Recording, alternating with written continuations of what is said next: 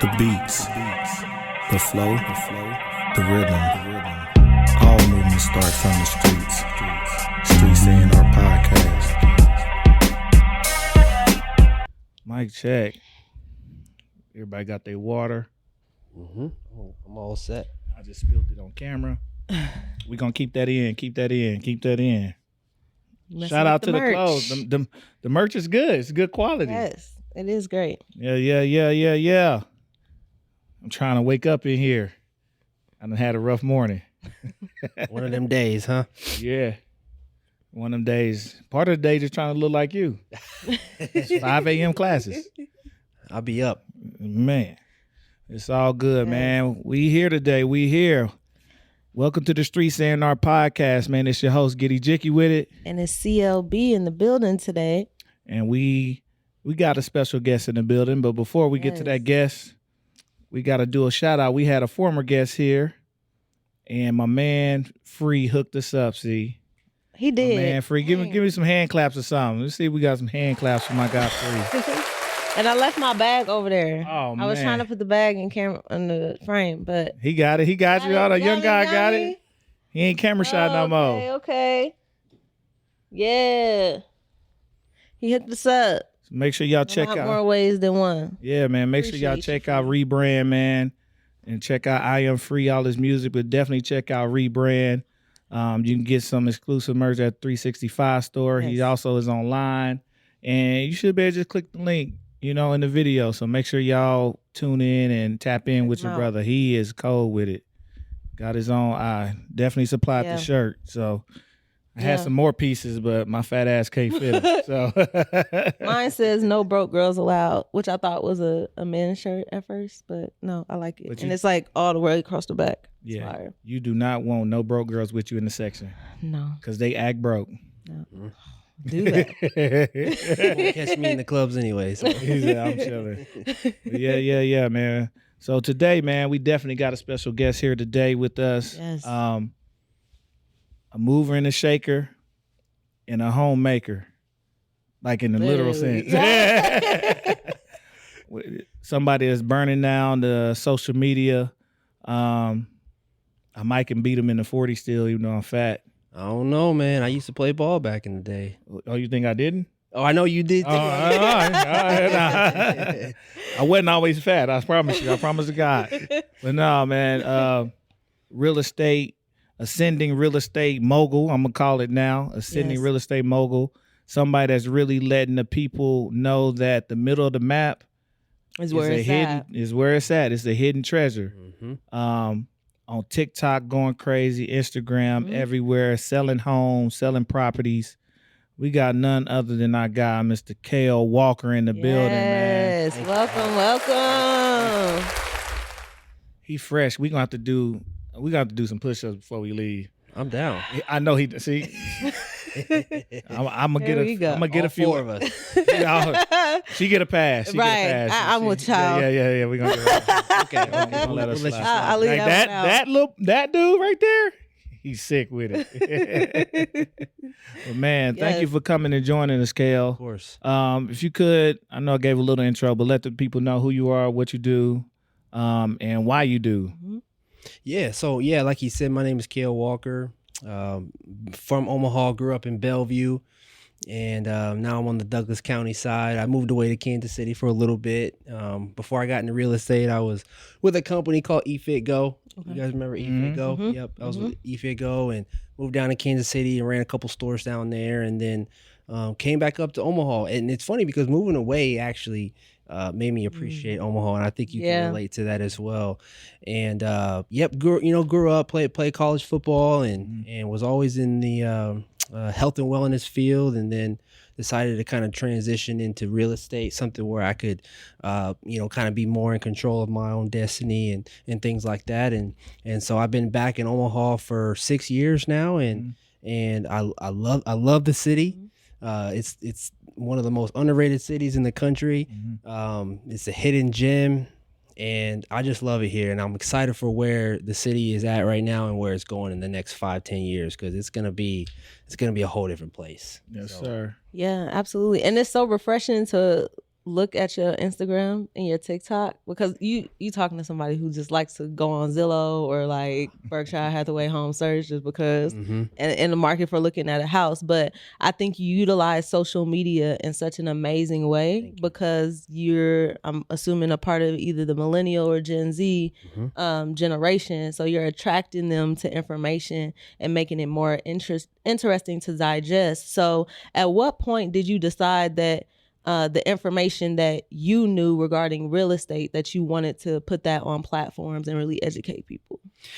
Well, I mean, honestly, my passion for social media actually came before I even got into real estate. So, I mean, this was, I want to say about 2016 or so, I really started to take it seriously. And I remember hearing, you two are familiar with Gary Vaynerchuk, right? Yes, we always talk about him. So Gary V back in the day said that by like 2025 or something like that, that all form of content was going to, or I'm sorry, by 80% of content was going to be video format. That's where we are right now. That's happening. And so when I heard that, I just kind of started really taking measures to invest into social media, my time and resources, and I wanted to, and I knew I was getting into real estate, so I wanted something that could separate me from the other. There's a lot of agents in Omaha, a lot. You know, you could throw a rock and hit one right now. So I wanted to do something a little bit different. So I started taking it serious and wanted to portray the message of real estate via social media and be able to reach a broader audience and help people with the education, but also, like you said, showing off cool houses that, you know, most people wouldn't be able to see, and showing them in a different way versus just some pictures online. Right.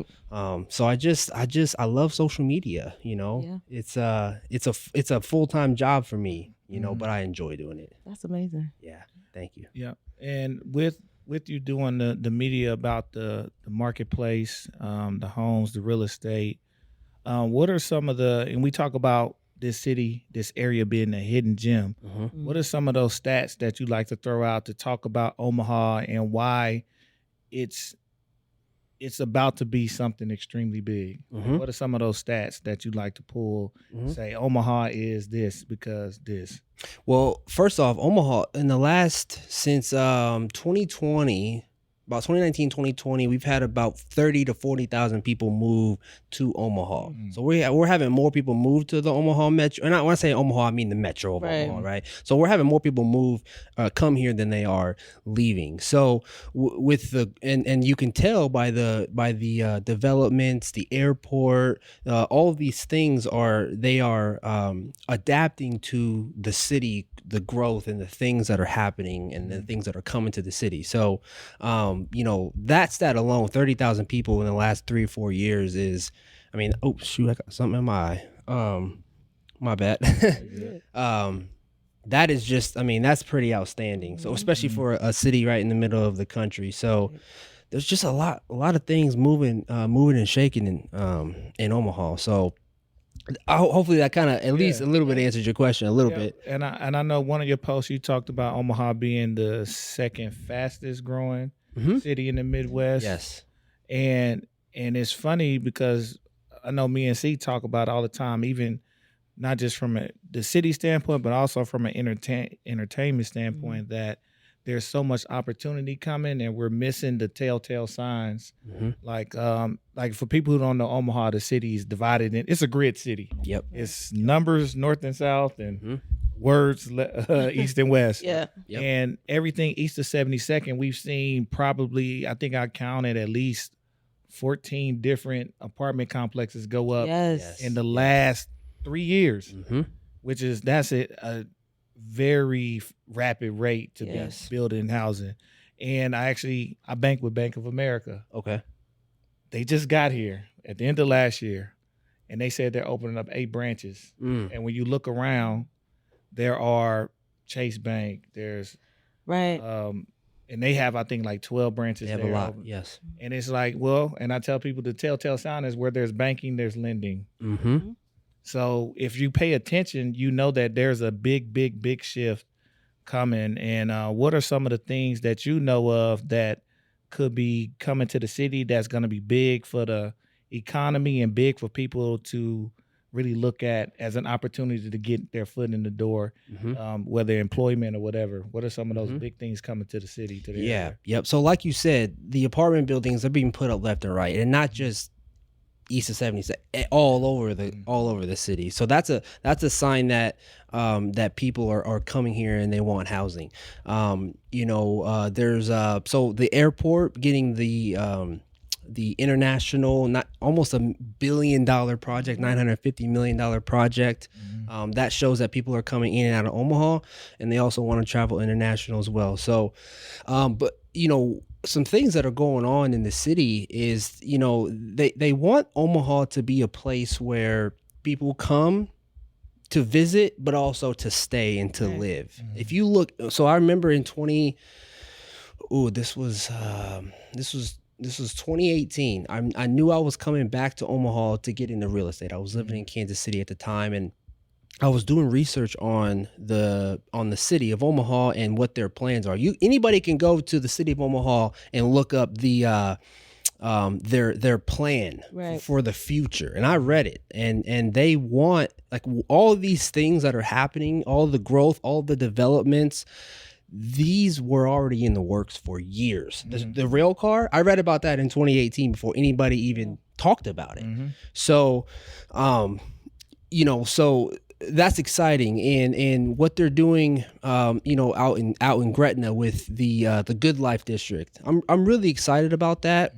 I wish they would do a little bit more on this side of town too, but I think we're going to get there. But for now, the Good Life District is going to be exciting. I mean, especially if they get the USA training facility out here from moving from Anaheim, California. That's going to bring a lot. I mean, Nebraska is the volleyball capital of the United States, right? So you think of Nebraska, unfortunately you don't think of Husker football, you think of volleyball right now. Not unfortunately, but you know what I'm saying. So those types of developments are going to bring more excitement into the city, and ultimately bring more people that are going to come travel here, and then they're going to realize, wow, Omaha's got it going on. Like, maybe we should think about moving here, especially with our cost of living. Yes, our taxes are high. You guys, I think you came across me from that post that I put on about all of these developments. People are going crazy about Omaha, about Nebraska's taxes. We can't really do nothing about that right now, but despite that, on a national average, our cost of living is low. For sure. So I think that these developments are really going to be the water park that's going in Bellevue. That's going to be, I mean, that's huge. I mean, I think the closest one, where we got Worlds of Fun in Kansas City, you got Great Wolf Lodge, you got all these things, but we don't really have anything up in Omaha. That's going to be a huge tourist destination, but also good for the city. It's just going to continue to bring people here. So it's exciting. It is. It really is exciting. And, as E had mentioned, like, talking about entertainment, Omaha being a gold mine and things like that. In one of your videos, you mentioned that Omaha has the most millionaires per capita. And as we know, we got a lot of old money that's floating through the city. What do you think the opportunity looks like for the younger audience to become millionaires here?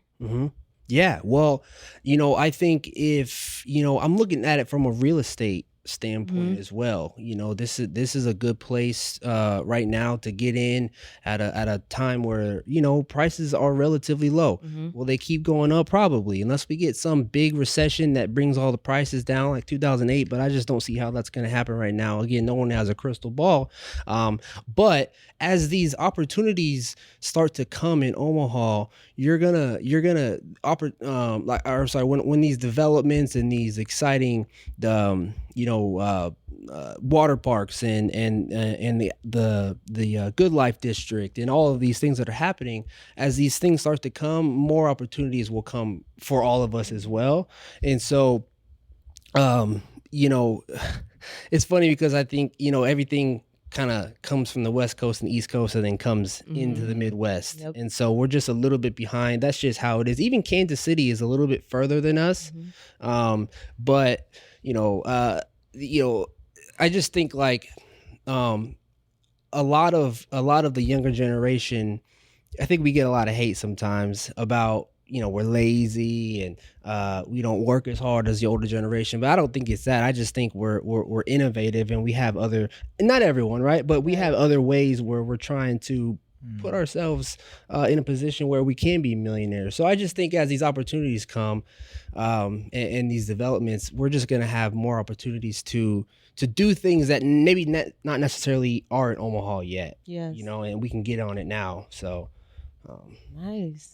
Yeah. I'm thinking because it was a post that caught my eye today, and we just had the WNBA draft. Yep. And then I saw that by 2028 they're looking to do expansion. And Omaha wasn't on there, but I think with the city being as far as a public space, this is a very female woman public space.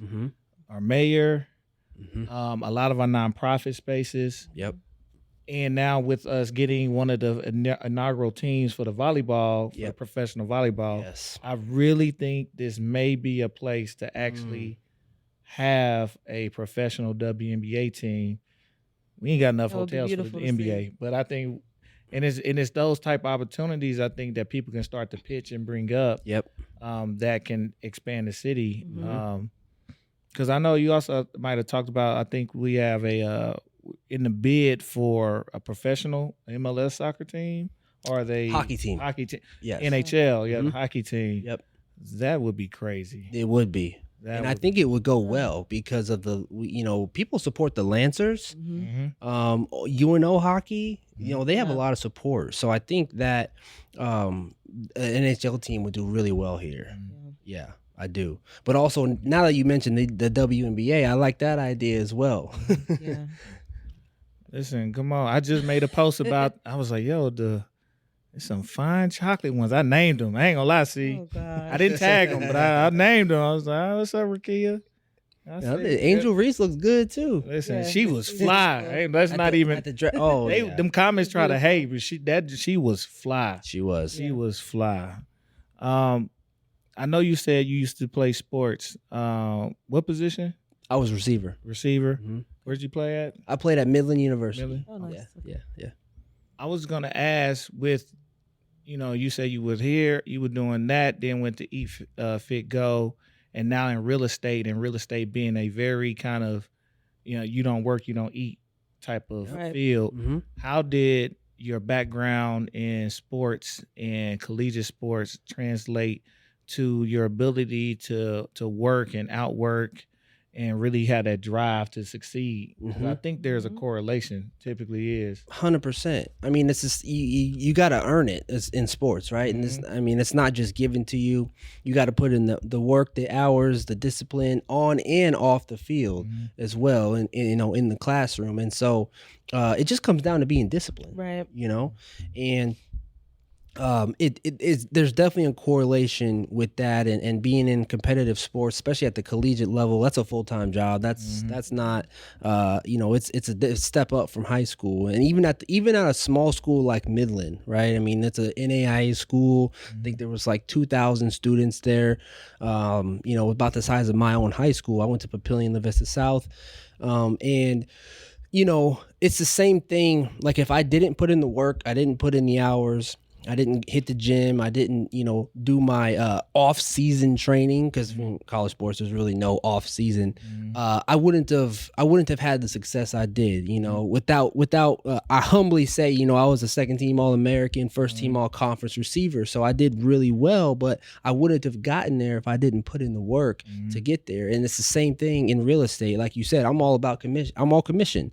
If I don't sell houses, I don't get paid, right? So I have to put in the time, and in the beginning of my career, I mean, oh boy, all I did was just live, eat, sleep, and breathe real estate. Now I'm to the point where, I've got some systems and processes and people in place to where I don't have to necessarily do that, but I had to put in the time in the beginning to kind of get there, and I'm not afraid of hard work. I enjoy working. I really do wake up every day and really love what I do. So I think we could tell too. Right. And you're good. It's nice. It's nice to look at, like, just the scroll. Okay, what house is he showing today?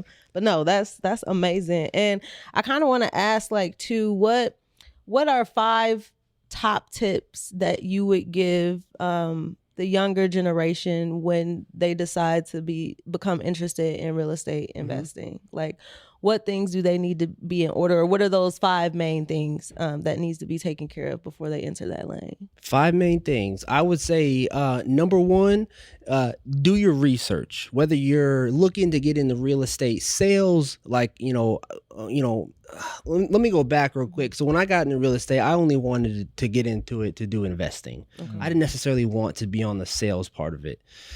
But my mom has been a realtor for 30 years here in town, really successful agent. And so, when I was learning or researching what I wanted to do and how I wanted to get into real estate, she said, well, why don't you get into real estate and learn the business and get some experience and then get into investing? And now I'm getting a lot into investing over the last year and a half. I bought an Airbnb. I just did my first flip, and I'm looking and doing other things.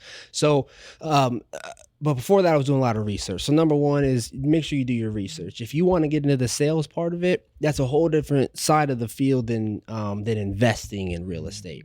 Unfortunately, the sales part of real estate, when you help buyers and sellers, has a really high turnover rate. Almost 90% of realtors fail within the first 3 to 5 years because it is a tough business.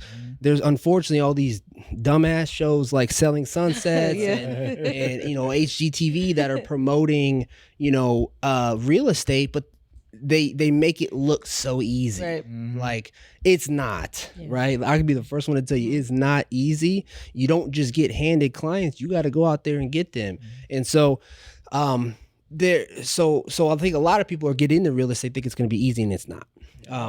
Even just from a buyer standpoint, somebody that's bought a house, like just thinking about the factors that go into somebody buying, even you think they're ready, and then like, oh, closing costs, and they didn't know about it, like first time buyers. Yep. So it's so many little things that can go wrong. That's why he's saying it's not easy. Yeah. Even when you think like, oh, I got this one, and they get a call, no, that's not going through. No, for real. So I just had a meeting with a realtor who's going to help us in our search, and she was going through the process, and I was like, ooh. It's a lot. I didn't realize it was this many steps, but I'm like, okay. But it was nice to have that conversation with her so I could prepare for that. Exactly. Because if I jumped in head first and I'm like, hey, I want to buy, like, let's start the process today, it would be a little overwhelming. Yep. Yeah. It definitely, I definitely recommend if you're going to be looking at buying a home, you gotta get educated on. You got to know what you're getting yourself into, and learning the process and understanding how everything works, because it is overwhelming, and that's why you hire a realtor, because they do everything for you. A good realtor is going to take on all your stress, and that's why we get paid for what we do. So, 5 tips. Yeah. So sorry to sorry it's okay. we cut you off. No, it's okay. Yeah. So do your research. Secondly, know that you if you're investing in real estate, whether you're buying a home for your primary residence or you're looking for an investment property, a lot of times there's ways that you don't even have to use your own money sometimes, depending on what you do. And depending on what market it is, essentially as well. Into 2023, I had a client that got into a home for less than $2,000 because we got the sellers to pay the closing costs. Wow. Right? So there's things that you can do to maybe not have any money out of pocket. Secondly, I would say, while you don't always need money down to buy a home, most of the time you do. Like I said, depending on if you're buying a home for your primary residence or for an investment property, but you should just try to get your credit up as high as possible. Get that credit up as high as possible. You need at least a 580 credit score. Higher the better. The higher the credit, the lower the interest rate will be.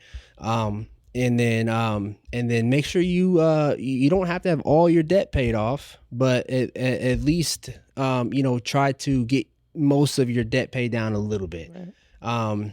That ratio is important. That debt to income ratio is important. Yep, exactly. So I think that was 3 right there. Let me think of 1 or 2 more here. I think one of the most important ones is find a good realtor. Because like I said, there's a lot of realtors out there, but there's not a lot of good ones. Right. I don't know exactly what the stat is, but I think it's like 10% of the realtors do most of the business, right? And so, and that's where that 87 to 90% failure rate comes in, is because, like I said, there's a lot of realtors out there, but not a lot of people that actually do any business. So make sure you get a good realtor who has some experience and is actually selling properties. Not only that, but has actually bought a property themselves as well. Right. You know, and it's hard to do with a new realtor sometimes, and I'm not knocking new realtors. I was one at one point, and I didn't own a property. You got to work your way up there, but it helps a little bit to have someone who's been through the process as well. So, I think that was that 4 or 5? That's 4, but if cool. I mean, that was a good 4. So Okay, yeah. That's it. That's cool. That's I'd be like, if you buying 20%, you better have whatever you're trying to buy. You better have 20%. Yeah, see, that's a myth as well. Yeah. You know, a lot of people think you need 20% down, but you don't. No, not down. I say to be safe. If you don't know about first time homeowners buyers program, all these different grants you can get, you need to plan if you have 20%. Let's say if you're thinking you're going to pay all the costs, closing costs, having 20% of what that home costs will kind of get you through the door, hopefully. Oh, yeah. I think, you know too, like the point that you made, research is super important, because I think if you limit your mindset to thinking, hey, this is what I need in order to buy a house, is going to prolong the process. And people are going to feel like they're not qualified to be in that boat to become a homeowner. So, yeah, the research aspect of it, because there are tons of programs out there. Lots of programs out there. My interest rate is amazing because Really? first time home, Yeah. we like 2 point something. What year did you buy?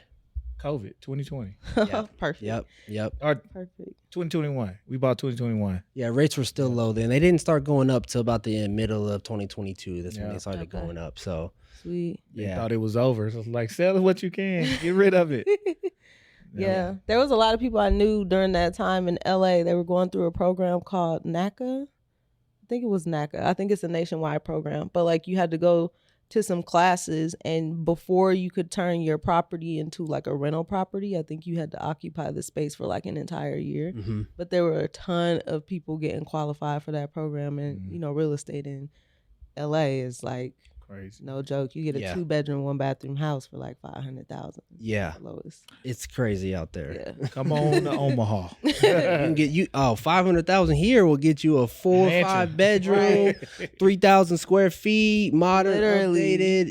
That's out west. If you move north and build, oh yeah, you might have a 7-bedroom house, like 4 bathrooms, pool. Like you can get close. Like it's a little crazy out here. Yes, it is. It's a little crazy. Some of those programs too, like the FHA program. You know, there's a lot of hacks with that, right? I mean, you could buy.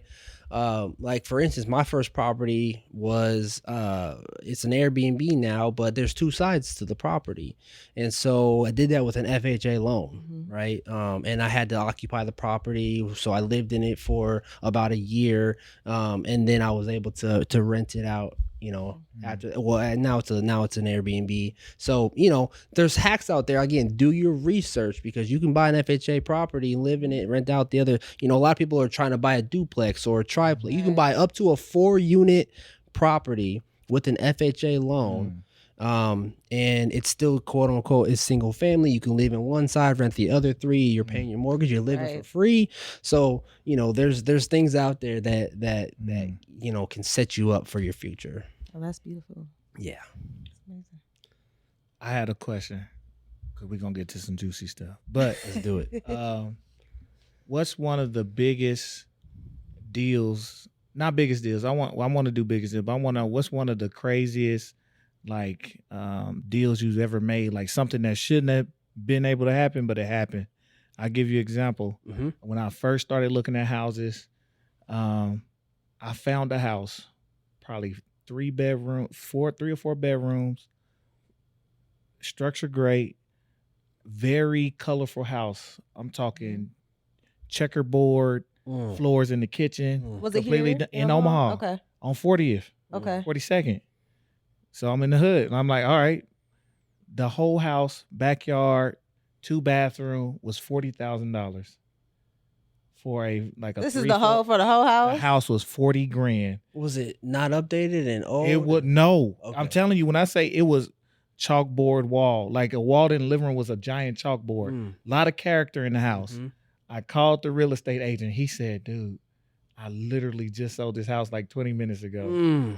I couldn't believe What? it. I was sick. It Oh, passed the inspection and everything. It was a ready to go. I couldn't. It's What? you know where 40th. I stayed on 40th Street, Yeah. right next to 40th Ave. It was over there, fully decked out. I'm like, what in the hell? You got any crazy deals where you couldn't believe that the house you sold was either that low and somebody got an amazing deal, or you just made just a boss ass move on something? I don't have any stories as far as getting an amazing deal with it being underpriced, especially the last few years. It's gonna be rough. Yeah, it's been rough because most of the time right now, anything under 300,000 sells for over the asking price, and people waiving home inspections. I mean, so Sight unseen. Actually, I just got a buyer under contract with a sight unseen because they're an out of town investor. So it's not too uncommon, but during COVID, people weren't even going to look at houses. They were just like, I know. offer, Yeah. put it in. So I think gosh, it's hard to say because I mean during COVID, I don't think I got any deals necessarily under the asking price or for a good deal because you just couldn't. So I wish I had a crazy one for you. Like I sold this boathouse and it was raggedy, but he bought it for $300,000. Nah. I always tell people during COVID, you could put a for sale sign in front of a trash can and sell it for 5 offers. I mean, that's just how it was back then, So and right now, people are realizing that these interest rates where they're at now are pretty normal. Are they on a little bit of a high end? Yeah, probably. I think 5 to 6 is more normal, but 6.5 is kind of a normal rate right now. So that's why we're seeing a bunch of buyers coming back into the market. So, but check back in with me in a year and I'll give you one. I might help you find one. It's like, look, man, look at this house. Or he might be selling boats on that 7 Mile lake that's possibly coming. Exactly. Oh yes. Yeah.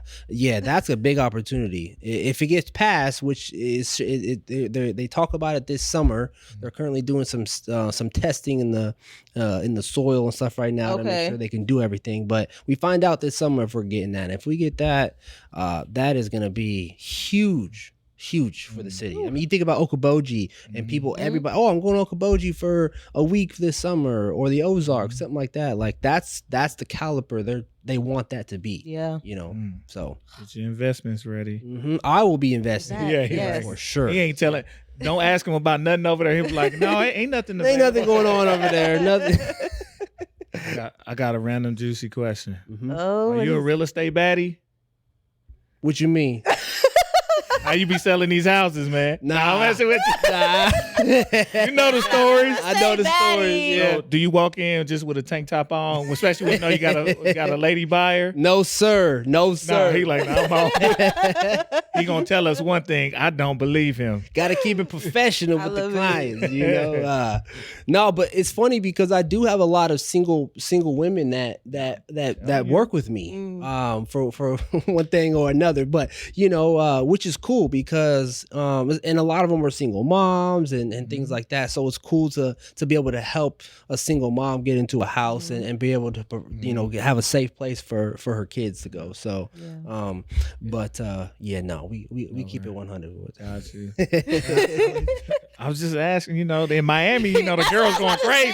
He's watching Selling Miami. Yes. Shaza Sunset, Oppenheim group, and Selling Sunset. Yeah, Anaheim group out there, and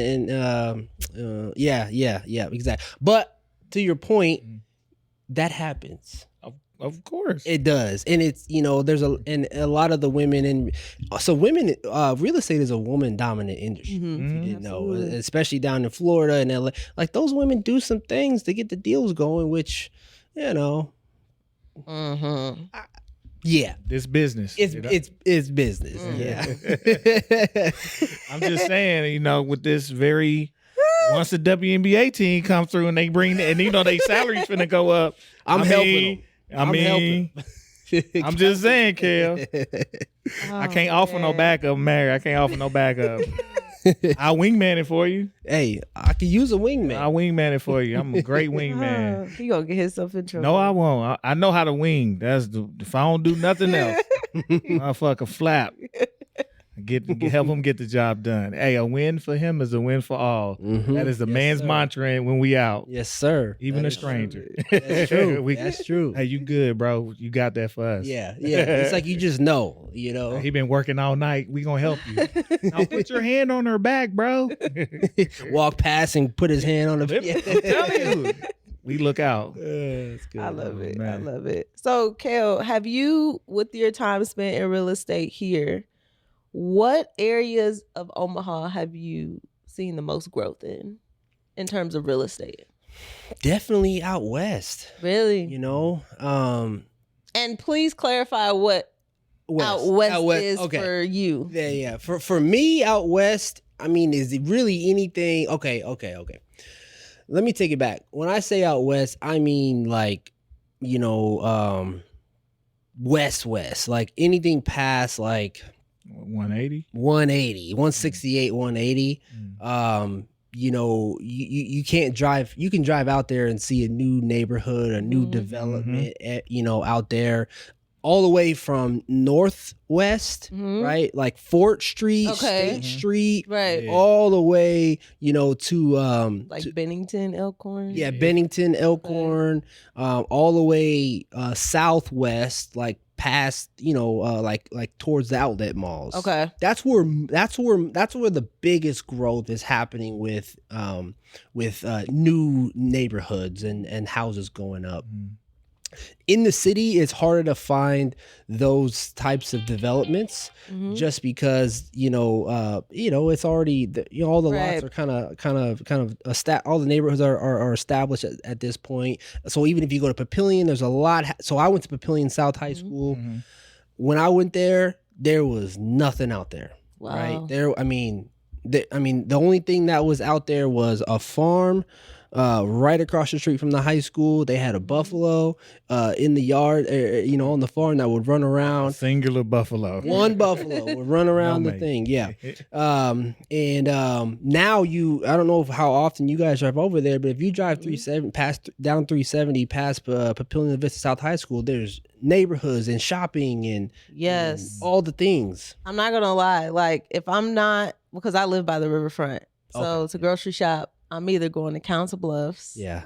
or I go to Papillion. I don't know. Papillion, Why. I don't know okay, why. Because okay. well, my eye doctor is at Shadow Lake Town Center. I Okay. think. Yep. So if I'm like over there, I'll just go shopping, That like makes sense. you know, at Hy-Vee. But when I do drive that way, I'm like, oh my god, like. Mhm. I remember being in this area when I was younger, and it was Mhm. just like fields of like Mhm. nothing, and Mhm. it's a vibe. It's like a real vibe. It is, and if you were to just keep driving up 370 west, there's even more now. Wow. Yeah, so That's like crazy. Papillion Vista South High School is on what is it, like 114th and 370 or something like that. And like I said, nothing was out there before.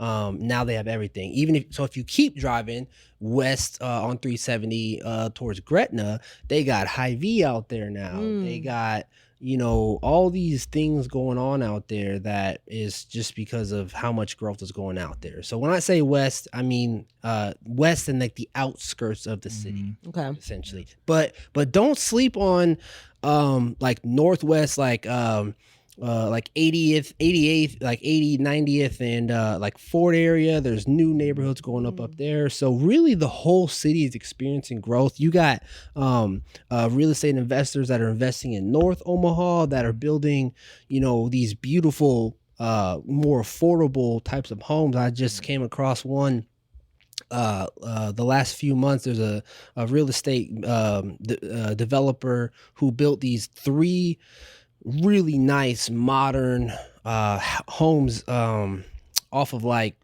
50th and somewhere over like Sorensen area for like 280, and they were super clean, nice and modern. Wow. So honestly, just like everywhere in the city is experiencing a lot of, even Bellevue, where I mean there's so many things happening in Bellevue. I grew up in Bellevue on the south side, so everything over there is happening too. It's just Man, It's a lot. it's a lot. is. I went to a housing meeting and little ideation type meeting, and they were telling us they're building kind of like these buildings where there's empty lots. They try to put some type of housing there that fits the neighborhood but is modernized. So we're gonna see. I'm telling you, North O is gonna be full of random 2-story dudes instead of building out, build up 2-story higher. duplexes. Yeah. Like extremely cool type buildings that's coming. If we can get a Yes. brownstone type building, that's That's where you're gone. going. And it's funny. I going over to Crush. You know, they just reopened. Yeah. We were in there before they opened because we were trying to get our thing together. We signed the contract today. Oh, nice. But we ran into we were there talking, and the guy was back there working in the kitchen. Mm-hmm. He came out. He's basically like the guy from Bar Rescue, but Okay. in real life. Mm. So he's like, I've opened up like 13 wineries in the city. So he was talking about going out to the outlet malls. They're opening up a winery, or they just opened one. So that whole area is they're building out there to boom. So what he's saying is right in line. Like I'm like, oh, this dude is the guy to know. Seriously. So And the funny thing is, my cousin, he just took his kids to Kong Dog. It's like a new K-Town like corn dog restaurant that opened up in Gretna. I've seen that. But it was like so dope to see because coming from LA, you know, and living in Koreatown, like seeing those type of restaurants come up, I'm like, okay, our city happening. is really expanding. It's Like it's happening. here. And like you said, having Chase Bank, because I feel like once I first came here, I think a Chase had just opened like a month after I got back. We And got that a was bunch. 2022. we got a bunch. Yeah. But that's why you see the redevelopment with West Crossroads Mall. Yep. Yeah. That redevelopment gonna be crazy. Oh, it is. Capital District, they're finally starting to fill it and put everything in Capital. So Can't forget about the Millwork Common District. Millwork Right. Commons. That's Izzy Mule. Yeah. Is that opening this year? I think it is. Okay. Yes, the apartments. Yeah. Yes, or it's either. Yeah, I want to say it is this year, but I'm not 100% sure. Okay. Yeah, yeah. The Millwork Common District will be cool too. Yeah, but and it's still open. There's a lot of open stuff over there. I done talked to the homegirl. I'm like, girl, move your festival over there. But she ain't listening. Festival? Yet. Don't worry about okay, it. okay. but Little Bohemia, Yeah. Yes. done on the redevelopment. Yes. So it's everywhere if you want to see it. If you want to see it, you just got to be looking. Yeah. Yeah, You wanna that see is the area I want to buy, like Little Bohemia. Italy or Little Bohemia, because Yeah. I love downtown so much. Like, Yes. and growing a family, like of course you know condo living, like you could, but it's just like not ideal. But I just love the energy down here so much. Yeah. Like, I can't see myself too far Don't come on my downtown. block. No, I'm not gonna go. We still Well, shooting, actually, cuz. I Stop like playing with me. Florence area. I do too. That's not a bad. Go in Florence. Don't be on my block. I'm just letting you know my block's still hot. I take my little chihuahua to the Florence Yeah. Animal Hospital, so I drive through there a lot. Gotcha. Florence is a little hidden gem over Yeah, there. it It's is. cute. I like it. Yeah. Yeah. Little Italy though is a cool neighbor. I live in Little Italy right now. Oh, okay. Yeah. And Okay. it's a perfect mix of like being downtown, Uh-huh. but like not in the hustle and the bustle, like right, Yeah. we know where we are right now. Mhm. You know, so it's like it's cool. I feel like I'm downtown. Mhm. I got a nice view of the skyline. Yeah. The 2 buildings we have, soon to be 3. But it's cool. Yeah. Yeah, it was this building I seen. I think it was like a little after 13th and Williams. I could be wrong, but it's like a modern structure, and I think they're like condos for sale. But I want to say it was like $500,000. Right as you enter Little Bohemia from downtown. It's facing the street, so if you take 13. 10, Oh, it's off of 10. 10, 10th, Off 10. right by Casio Steakhouse. yes, Yep, I know. It's funny you say that because I was going to ask you if you wanted a condo because I got a $400,000 condo. I know. I seen it, and I was like, Those "Yo, are nice. I God. got one coming in a couple months in that building. Oh It's my nice. God! How many bedrooms is in that one? That one's only a 2-bedroom. Okay. Yeah, and the penthouse up top is. I mean, they're nice. They're really Yeah. nice. Yeah, the penthouse is like $1 million. Yeah. Whew. Are I you think it was gonna- like the tile was like black and it was like Oh, that's reminiscent fire. of like some New York undercover in the 90s vibe. I was like, Are you gonna get into commercial? You know, I explore getting into commercial. I tried to get into commercial. It's not my vibe. It's a whole different beast than residential. It's a lot of consulting as well, and those deals take a whole lot longer than a real estate or a residential transaction goes. You gotta really love commercial, and I not yet. not my thing. Not my thing. I tried it. Yeah. but I was not gonna for say, me. man, turn Casios into a club. It used to be. Did it really? I don't know, but it looked either it was a club, or that's where the It's a mobsters beautiful Yeah, building. definitely though. some Italian mobsters. Yeah, all the- through there. Yeah. were. The arches. I'm like this. The Mhm. lettering. I'm like this. Is this not the club? It's a steakhouse. It's a steakhouse till 10 p.m. Y'all There's no playing. windows in there, innit? Listen, Yeah. all right, we know what time it is. Yeah. Stop playing. I don't know what some things probably used to go down in that basement. Bring over it there. back. Bring it back. Man. I think we definitely appreciate the knowledge, Kail.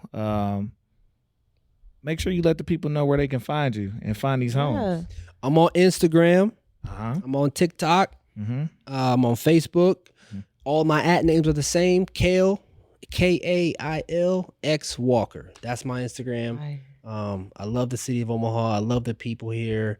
I'm grateful that I got to connect with you. This is the power of social Yes. media right here. It gives me opportunities that I never would have had previously. So I'm just so grateful that I can meet you two and connect with you. And I look forward to staying in touch and, For sure. continuing to help put this city on the map. Yes. Thanks for joining us. It's been a pleasure having you for sure. Thank you Definitely very much. appreciate it, man. Lots happening. Y'all don't got to believe me no more.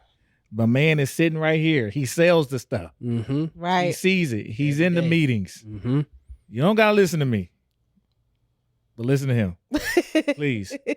We finna get some city. push-ups going. Gonna be a different city in 5 to 10 years. It's Yep. Wait for it. completely. Just wait for it. Lord. Yep. I'm trying to wait. We trying to wait it out, Lord. I always say it'll be compared to like a Dallas Fort Worth. Yeah. You think DF Dub? Yeah. By closer to year 8.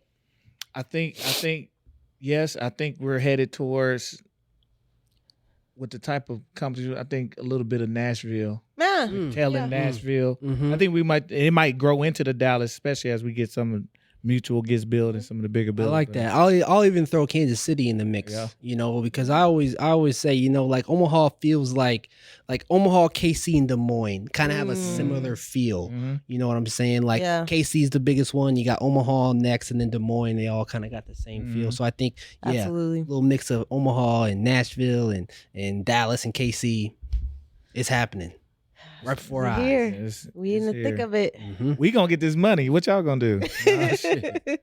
Yeah, man. But definitely appreciate you coming, bro. We gonna get up out of here. You know, we're at Streets A&R. That's Streets AANDR. We on Instagram, Twitter, all that good stuff. You make sure you follow us and like, subscribe, share, comment, listen, watch, tell a friend. I don't forgot what else to say. We on everything but Apple. I gotta Yes. fix that. I don't know why we not on Apple. We on everything but Apple. So make sure y'all tune in, man. We appreciate y'all. We gonna keep making sure we bring people here that, you know, back up what we be talking about, but they know for real, for real. Yes. Absolutely. We appreciate you, man. We getting up out of here, man. It's your host, Giddy Jicky with it. And it's your girl CLB. And we out, man. Peace. Peace. The beats, the flow, the rhythm. All movement starts from the streets. Streets A&R Podcast.